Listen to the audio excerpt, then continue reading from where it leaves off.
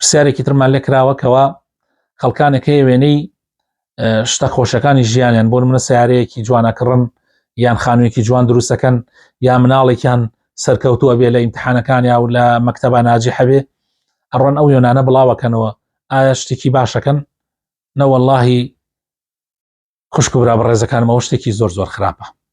ئینسان ئەو نیعمەتانەی کە خوا پێی بەخشیوە پێویست ناکە بیخاتە بەر چاو و نەفەسی هەموو خەڵکی. ئێمە هاین لە زەمانێکە زەمەنی حەسادەتە، زەمەنی چاوپیسیە، یعنی تۆ زەمانی خۆتیشت پێ ناکرێ. ئێمە حەدیثمان هەیە کە ئەوە ئەگەیەنێ کە ئێمە حتى تەنانەت لەوانەیە ببین بە چاوی خۆمانەوە.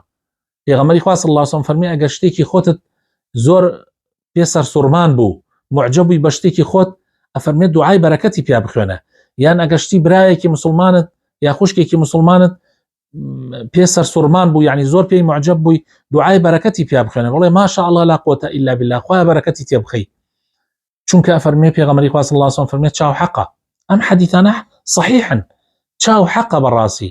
جاری وایە وشتر پێغەمبەر فەرمێ صلی الله علیه و سلم ساغ و سەلیمە پاش ماوەیەکی کەم لەناو مەنجەڵای بینیتەوە. نیوەی ئومەتی محەممەد صلی الله عليه وسلم بە چاو تیاچێ.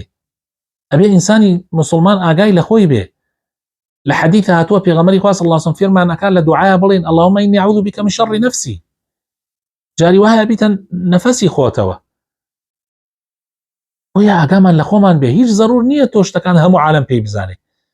ئەگەر خەڵکانێک ناچار بووی بۆ نمونە دراوسێتە ناچاری، خزمێکتە دێتە ماڵت ناچاری شتەکانت ببینێ قەینا ئەوەی تر لا حول ولا قوة إلا بالله ئەنا بگرە خوای پەروەردگار و داوا بکە خوای تەعالا لە چاوی خراپەکاران بتپارێزێ. مەرج نییە کەسەکە مسلمان بێتر چاوی پیس نەبێت. جاری وایە مسلمانە سەحابەی پێغەمبەر بووە، جاری وا هەبووە خەڵکی بۆتە چاویەوە.